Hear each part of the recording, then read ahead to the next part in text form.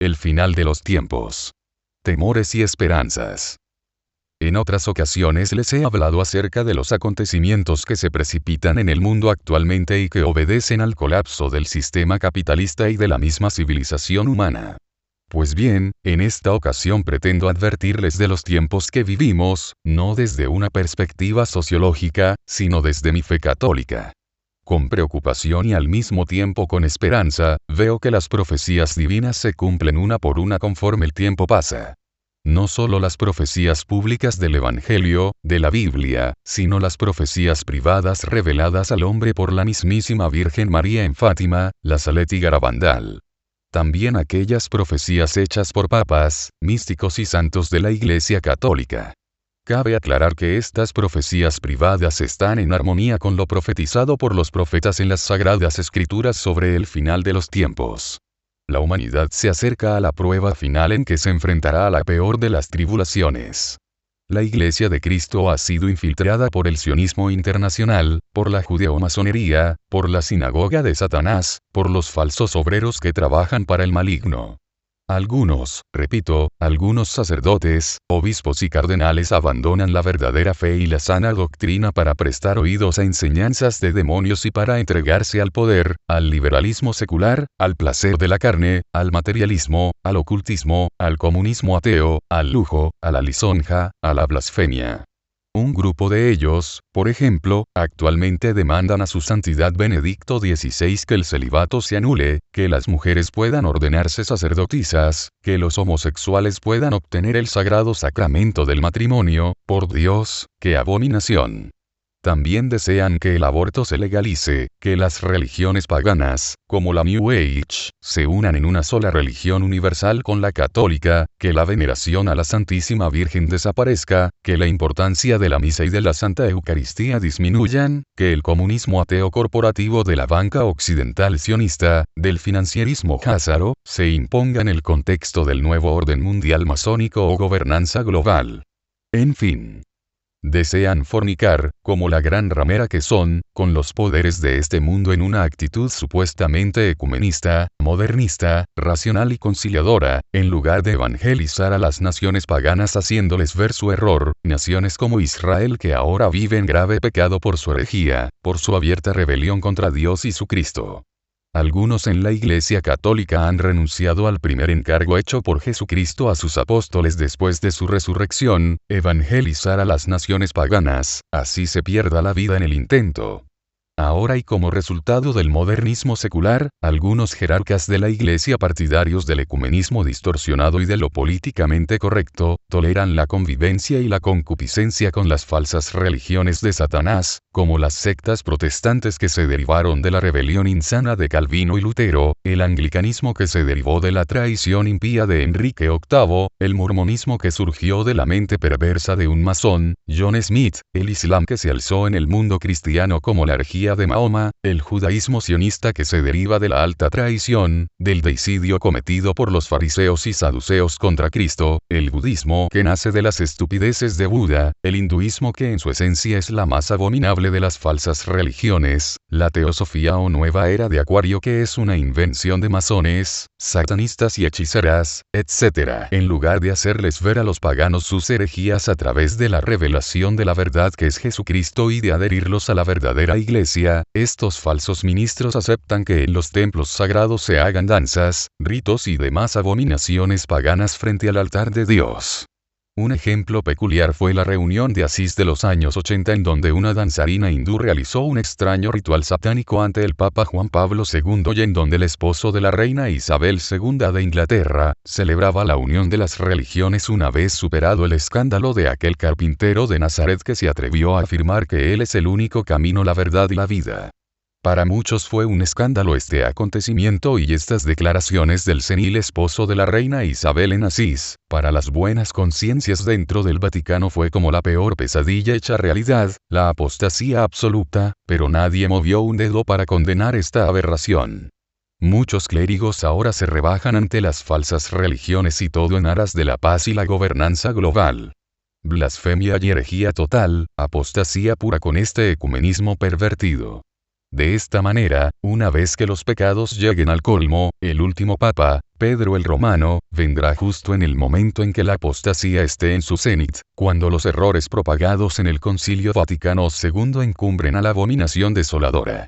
Al anticristo, el hijo de la perdición, el inicuo, el ánomos, el príncipe que ha de venir, el pequeño cuerno, el desolador, el destructor, el soberbio, el entendido en enigmas y hábil en engaños, el falso Mesías, el pastor inútil, el impío, el blasfemo que habla grandes cosas, el que trama cosas inauditas, el que despreciará al Dios de sus padres, el que aborrecerá el amor de las mujeres, el que vencerá a los poderosos de este mundo y hará la guerra contra el pueblo de los santos, el que se enfrentará al príncipe de los príncipes, el que viene en su propio nombre, el que viene por obra de Satanás, el príncipe de el adversario final de nuestro Señor Jesucristo, viene rápido para destruir las almas de los incautos, ateos e infieles. Pero al mismo tiempo el Señor viene en su parusía para imponer su reino de justicia y verdad. Muchos se salvarán por amor a la verdad, pero otros tantos se perderán por amor a la iniquidad. La Santísima Virgen nos lo ha advertido.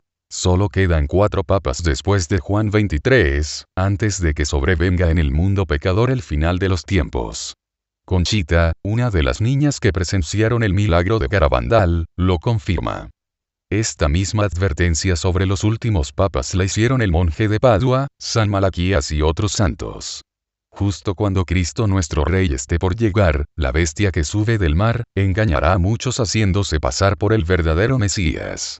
Obrará milagros con la ayuda del falso profeta o antipapa, para que muchos crean en él como el Redentor que solucionará muchos de los problemas que aquejan o aquejarán al mundo, como la guerra nuclear latente, el colapso económico y financiero inminente, las nuevas pestes incurables, el cambio climático y la contaminación, la escasez de recursos, el hambre y la sed, la pobreza, la inseguridad causadas por el narcotráfico y el terrorismo, la desesperanza y apatía del hombre, etc. Pero cuando logre la veneración de la mayoría de la humanidad, traicionará al pueblo judío que lo esperaba ansiosamente, a los sionistas que lo llevaron al poder.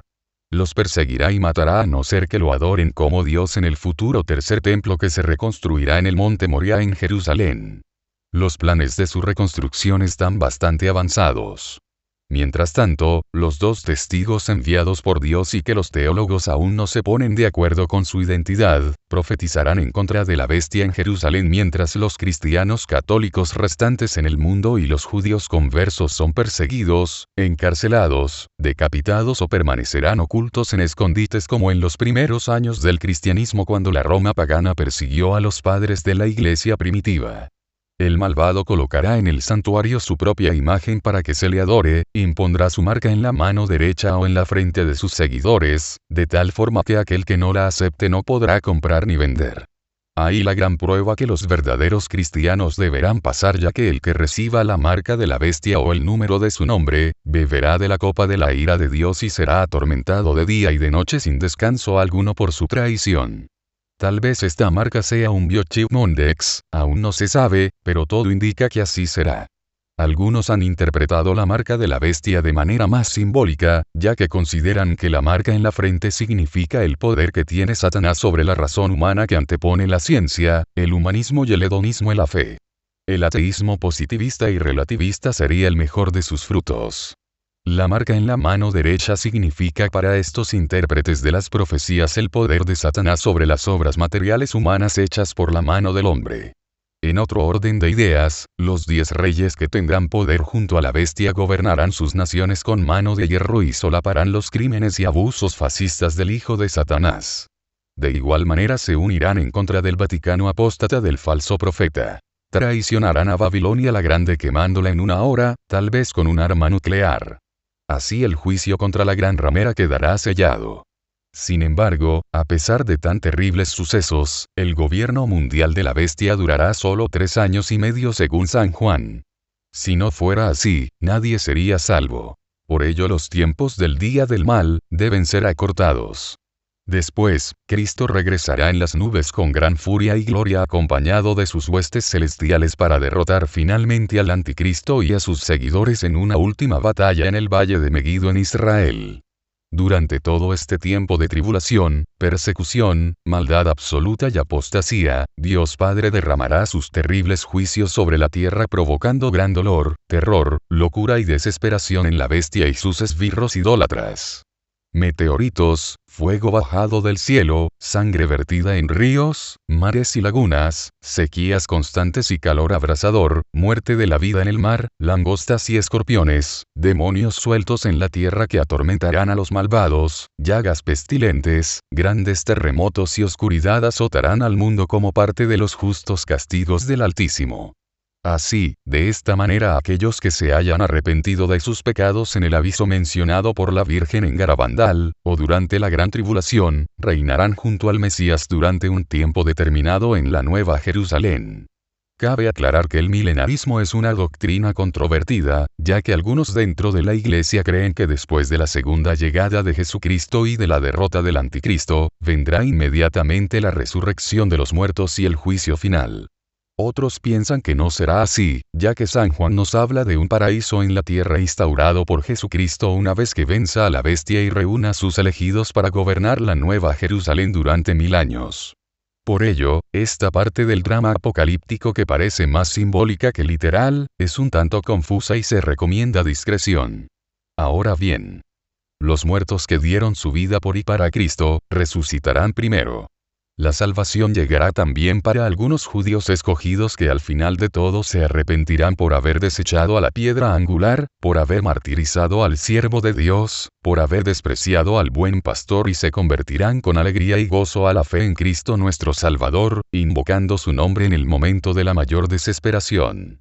Después del triunfo incuestionable de Cristo, habrá una última batalla con el demonio, también llamado la serpiente antigua, el dragón y Satanás, y sus estúpidos seguidores, es decir, todos los hombres y mujeres perversos de la historia humana.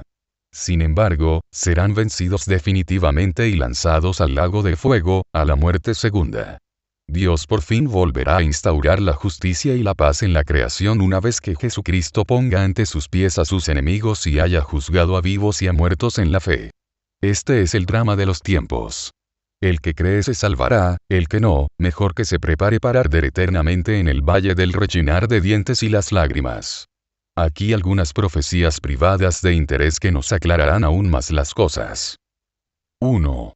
El místico Clemente Brentano escribió, el último papa se esconderá y la gente no sabrá dónde está. Surgirá una iglesia falsa y perversa.